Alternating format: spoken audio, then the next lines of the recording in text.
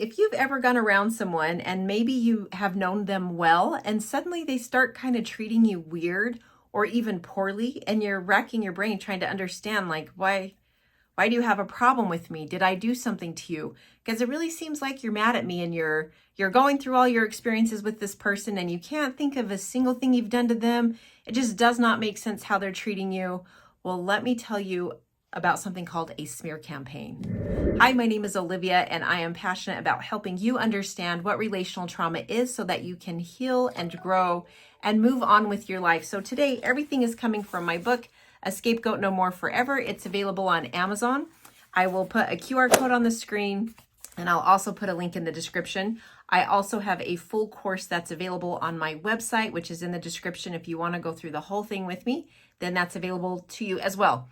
So in looking at other people's reactions, where it sort of seems like out of the blue or suddenly, and you may find that this happens to you often in your life, well, what could be happening is something called a smear campaign. So first of all, what is a smear campaign?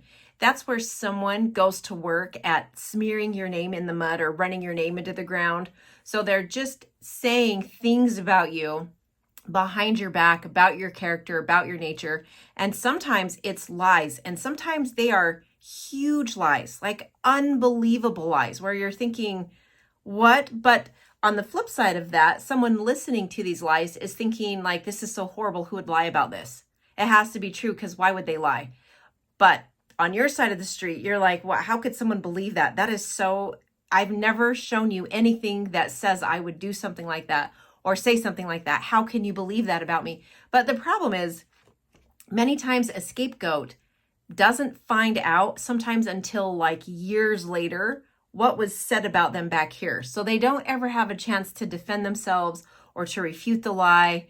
They just kind of stay stuck. They kind of stay confused, and the truth really stays hidden of what's going on. So let's say I have this tormentor, and maybe it's like a parent, and I love this parent, and I'm trying so hard to, have them love me. I'm trying so hard to show them that I actually love them, and I'm going above and beyond every day trying to do this.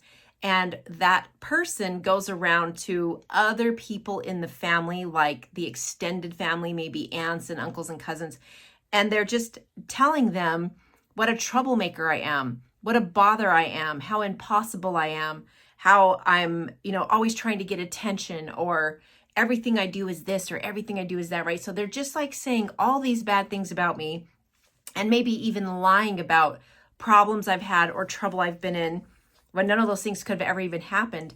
But the extended family doesn't come to me for whatever reason. It could be that the tormentor is saying, don't talk to her about it though, because she'll really fly off the deep end, or don't say anything to her because it's already been gone through. Like, I'm just letting you know, I'm just giving you a heads up. So who knows why they don't tend to come and confront us.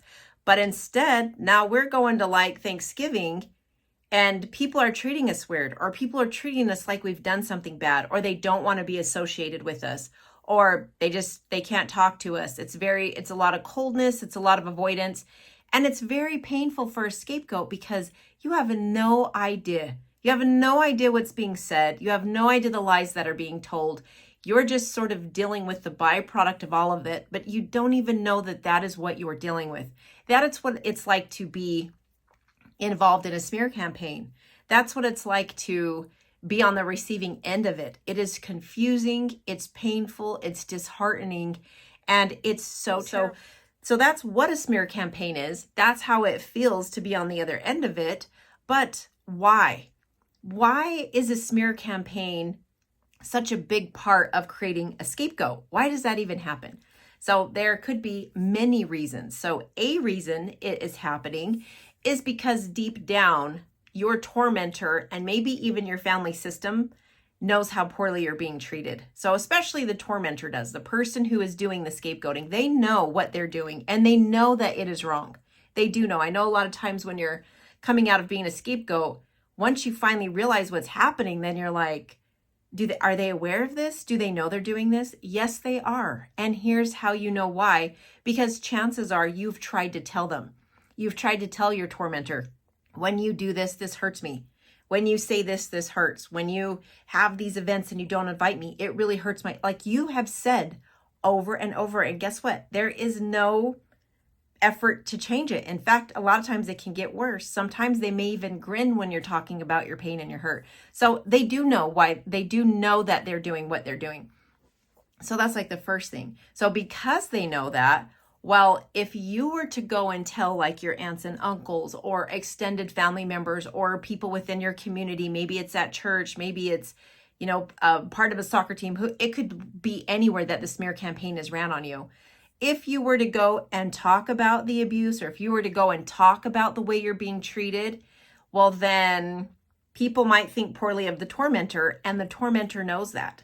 So instead of addressing their own behavior, getting help for themselves, apologizing to you and owning what they've done, instead of doing that, they're just kind of going to convince people around you that it's you.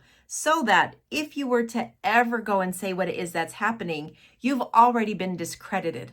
So a big part of a smear campaign is them discrediting you, so that if you were to go and try and talk about it, then it's like, oh yeah, they really are a problem. They really are, the scapegoat really is always trying to make problems. And now they're lying about their parent, or they're lying about their sibling, and this is exactly what they said would happen, and this is exactly what they're doing. They're just lying to try to get attention, even though they're the problem in the family. So it doesn't matter, because when you go and try to present your case, or you even just try to say a little bit of what's happening, they're relying on the previous information. And what happens is you just end up validating what it is they were told, which means they're going to believe you any less. And I think most scapegoats subconsciously have experienced that at some point. And so that's another way that you learn not to say anything, because it doesn't do any good. And you end up like looking worse, or you end up feeling worse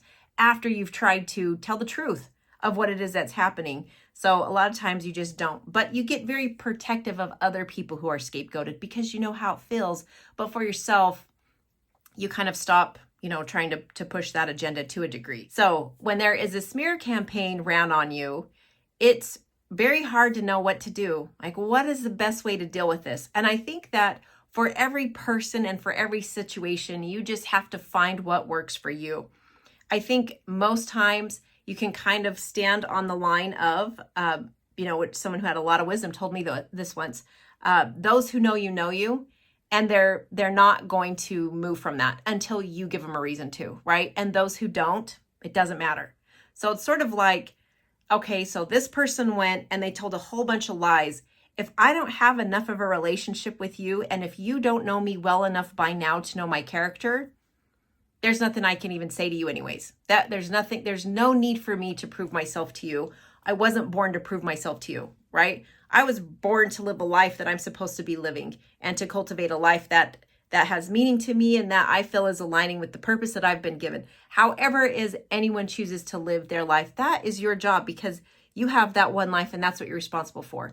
Not to prove you're innocent, not to push an agenda, not to get to someone, to make someone to believe you, or hope you're going to get them to believe you. That's not your job. So it's kind of like, okay, well, you listened to a whole bunch of lies, you entertained it, so already you're really not on my side anyways. And second of all, if you didn't come and ask me, now if someone comes and says, hey, this is what I heard, like, are you okay? Is this true? I know you, and so if you did that, you must have had a reason. If someone says those things, that is very different. And yeah, I would engage in that, and I would say, no, actually, that is a lie.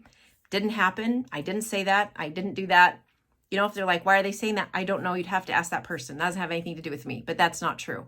That's okay. You're well within your healthy boundaries to be able to say that. But it's when you chase someone with the hopes you're going to convince them, that can get you tangled up in so many traps, and it can actually pull you from who you are. And you could sort of lose your integrity and your character when you do that. And that also is super unfair and painful. So it's better off to understand, you know what?